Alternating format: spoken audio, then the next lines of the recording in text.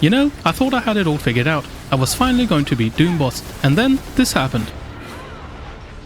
Oh no, she got teleported! No! No, there's no one there! Oh, he's attacking the base! Oh no, this happened again! Oh, the sheer disbelief and the crushing disappointment. How do you recover from such a spectacular failure? This isn't about winning anymore, it's a matter of pride. You'll see. Stick around as I fight tooth and nail for a comeback you never thought possible. We're gonna beat Doombots, we don't stop until we do. So let's run it back, let's restart, and hopefully this time we get a slightly better team. Oh no, we got a rubbish team. It could be worse. At least we have 2 decent champions. Amumu, if he goes full tank, could be okay. Mel is at least okay. This Lux is gonna do no damage, I can pretty much guarantee that right now. Please don't have Lee Sin, please don't have Lee Sin, please. Okay, so this is... Oh, no Lee! Okay, so that might be winnable. So we have Brand, Amumu, Jinx, Diana, and Malzahar. Jinx is the only one that's kind of really bad, but the rest should be fine. Okay, let's jump into the game. So there are a couple of things that you need to know about this game mode. The first one being that you get a 200% item haste. So that means any items that heal are automatically just busted. So your Stunned Sky and your Unending Despair, any item that heals with a shorter cooldown is ridiculously OP in this game mode, so you want to build this as quick as possible.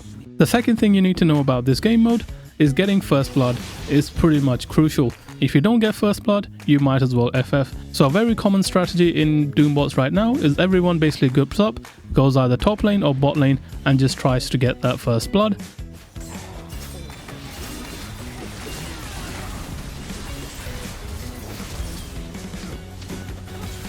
Okay, we got one. That's not bad. Okay, so looks like I might need to go bot lane.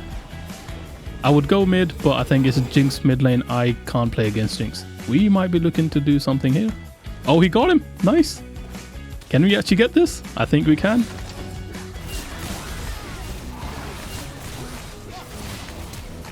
Okay, that is huge. That is pretty huge. But I do need to go back bot lane now. Looks like I am stuck with a Lux. Anyone know how good Lux is in this game mode? I have never actually seen Lux. This is the first time seeing it.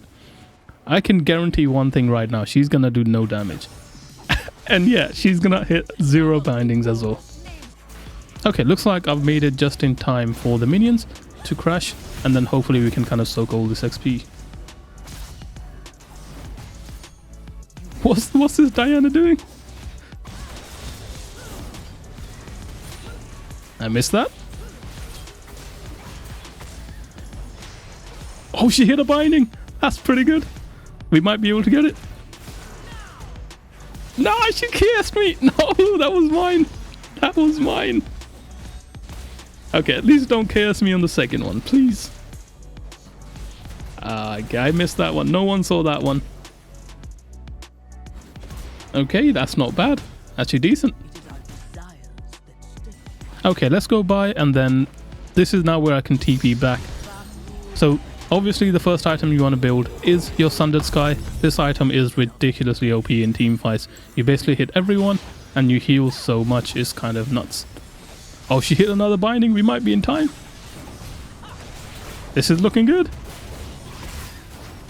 Yes, nice. Can we get the Malzahar? Yo, this is a good start. 11-0. We might be able to do this. Please, please, nothing bad happen. Guys, I know it's too early to say this, but not gonna lie, this is looking good. We are 11-0. We might be able to pull this off. Normally it's the other way around. Everyone's feeding by now, and we are usually 0-11. But this time, no one's died yet, so we might be able to do this. Having said that, I might have jinxed it. Okay, so I'm level 6, they're level 5. This is a good timing. Need to do something here.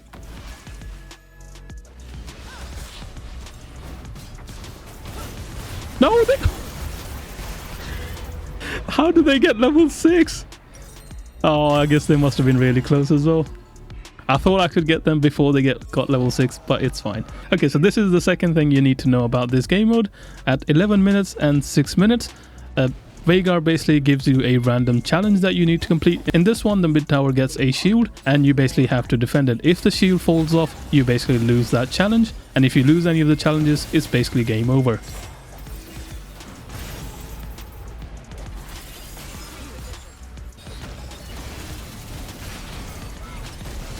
Even dying for these challenges is fine. Okay, so that was planned. That was planned. All I did was take all the aggro so they don't attack the tower. That wasn't me hinting. That was all planned. So the next thing you need to know about this game mode is that it actually has prismatic items, including the Demon King's Crown. You definitely want to get this. If you have any amount of kills, this item is ridiculously OP. But if you are feeding, don't get this item. Okay, I'm going to let you in on a secret. One mistake everyone makes is that they don't push side lanes and the minions just keep taking your tower. Everyone rushes to go mid. Most of the time what happens is that minions push your lane and then all the bots just basically pile up in one lane. They just rush as 5 into one lane and just completely take the tower, and then the game is completely over. At least if you push the lanes, you can kind of avoid that. And we just won that challenge. And this is sort of why you pick AlexGuz as well. What I'm going to show here basically. AlexGuz is one of the few champions that can actually 2v1 bots. So in this case, we are going to be okay. Yeah, she did no damage to me at all, and I think we might actually be able to get her here. Where are you going? oh, this is why I love AlexGuz. She's so good. We might be able to get Malzahar here as well, actually. Yes, okay, that's good, that's good. Okay, here's another secret tactic that you can do. Once you've pushed out your side lane, you basically want to roam mid, and you want to keep doing that. Rotate between the side lanes so that you can kind of push as much as possible. Okay, so we might actually be able to get something here.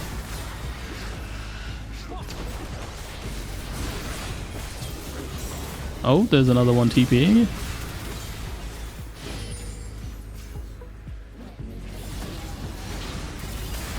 This looks like a good time to ult, to be honest, yeah. Oh, this is looking good. Yes, that's pretty good. Okay, this one is actually looking really good. So this one we are on 26 to 8. We might be able to do this just fine. How did he get the shield? How did he get the shield? Oh, he has Seraph. Oh, it looks like I'm not surviving this one. Unless I dodge this. I completely failed. I tried, but it didn't even move. Here's another top tip. Buy mercs every game. So at minute 6, there's going to be a second challenge. In this one, we basically have to go around destroying all these portals that kind of spawn voidlings. These are very tanky, so you do kind of want to be careful. You need a high damage champion. So this is something you do want to be careful of. Even though I could be killing the brand right here, you do want to prioritize killing the objectives. The main goal is to complete the objectives as quick as possible. If you can't complete any of the objectives, it's pretty much game over. Looks like we do need to go to our base, because this is one annoying thing in this game mode. Every time you go to do the objectives, the bots just immediately push. Okay, I'm gonna go through my build for this game. I pretty much build this every time, and if you build this in your games, you will see a lot of success. So if you're an AD champion, you want to build Sunder Sky every time. This item is completely busted. The second item I usually build is Unending Despair. Because of the reduced item haste, this item heals a ridiculous amount. In between your Sunder Sky and Unending Despair, you want to build your mercs somewhere. And the third item is pretty much situational. Depending on the enemy's team comp, you want to either build a Shield of Molten Stone. So if the enemy team has a lot of AP damage dealers, you want to get this Cloak of Starry Night. And if you combine all these 4 items together, you end up with a ridiculously tanky build. So if you have the healing from Sunder Sky, and you have the healing from Unending Despair, you add in a little bit of tankiness, you pretty much end up being an unkillable tank. And if you have any champion like Darius or Illaoi who can heal, you're pretty much unkillable at that point. The last couple of items you want to get are probably your gargoyles or any amount of shield or damage item that you need, depending on the game.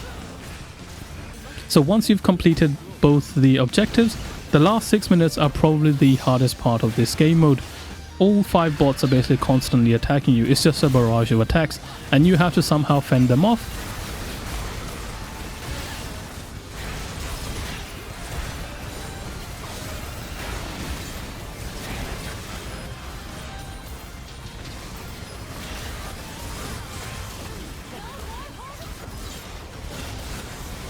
Okay, I am still alive. This build is so OP.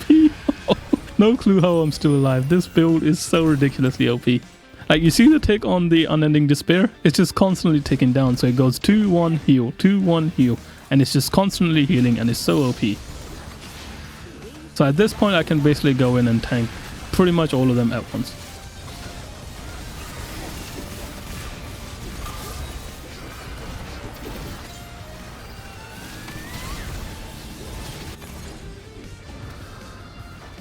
Okay, so this is a good time to ult if I can get an ult down. Oh, it's 1v4.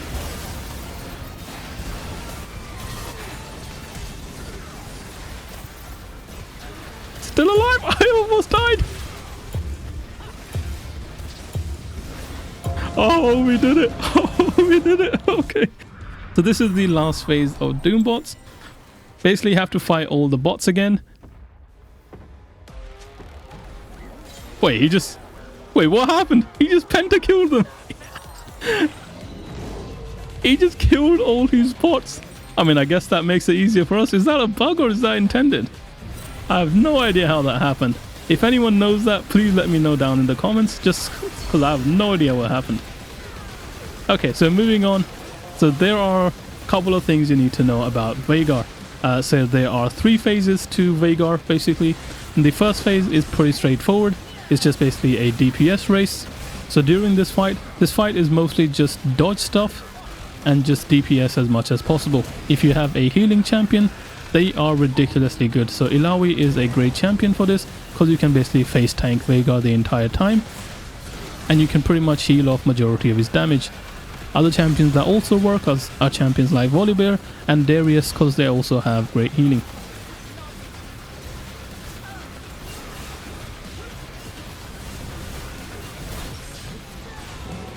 So, a couple of things you need to know about this fight.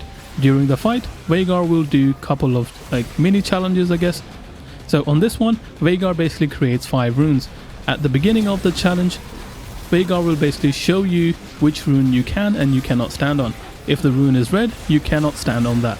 And what you need to do is go to one of the other runes that isn't highlighted in red. So in this case, the little backwards R is the one we can't stand on, everything else is fine. So the only rune we need to be careful of in this one is basically just make sure we don't stand on the backwards R. Every other rune is fine. Every time he resets the rune, he kind of tells you which one you can't stand on. So all the ones that turn red, we can't stand on those. So we're going to try to stand on the pyramid, the upside down pyramid, or the A. Okay, so that's completed the challenge. It's not that bad, you just kind of have to pay attention at the beginning to see which ones are red and which ones are fine. Okay, he's doing a lot of damage. Okay, on this one, it's fairly straightforward as well. You basically have to find the Veigar that actually takes damage. And you have to kind of redirect his shooting things towards him. Once they shoot each other, they kind of kill each other, that's fine. Again, just make sure you avoid the explosion and go back into the blue circle as quick as possible.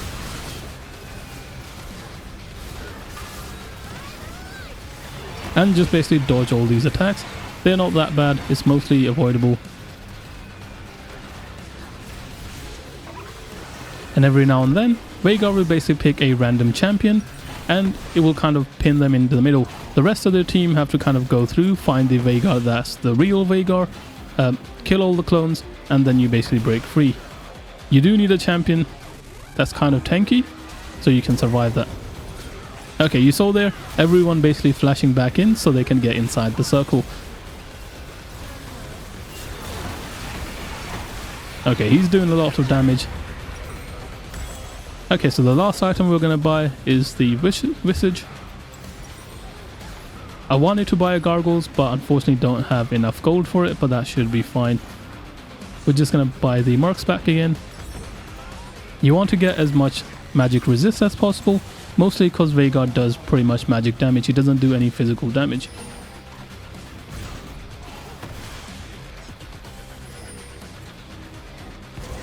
Yep, we're going to flash back in.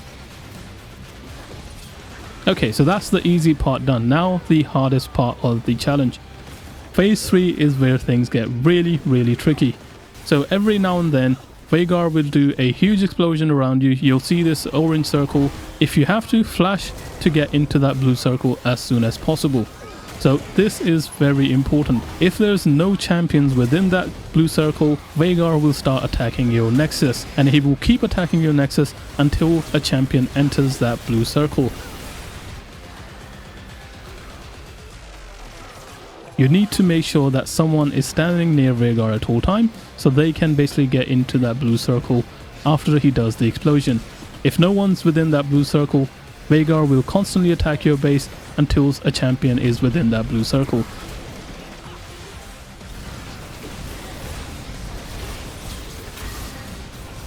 Okay, here's the secret tip that you can do. This works for me pretty much every time. If you are a ranged champion, AlexGuz can do this as well, because you can kind of abuse that E. So basically you want to stand a little bit further away from Vhagar. I know everyone says you need to stand right on top of him, but that makes it very difficult. The whole point is to dodge the explosion and jump back into the blue circle as quick as possible. Okay, so every now and then you basically get teleported. One random champion is chosen at random. They basically go and do a 1v1 against some of the bosses.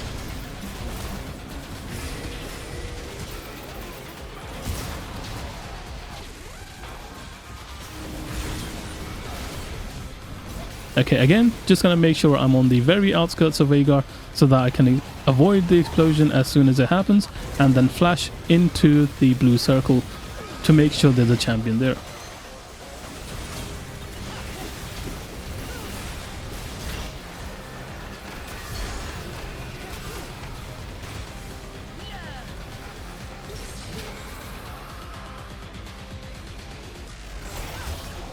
It looks like it's our turn to basically just do the 1v1s, which is fine. Basically, I can 1v1 any champion at this point.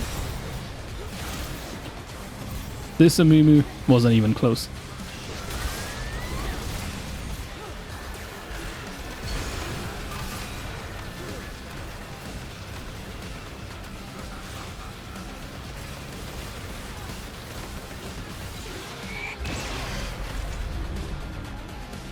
Yes! We did it! We did it! Oh, that was so close! Oh, that was so good. That was so good. Okay, that Darius did pretty good. So let's see what the Lux damage. Yep, she did no damage at all. She did 28k. Second highest damage. That's not too bad. That's not too bad. Well, thank you so much for watching. If anyone's even watched till the end, thank you so much for watching, and I'll see you on my next adventure.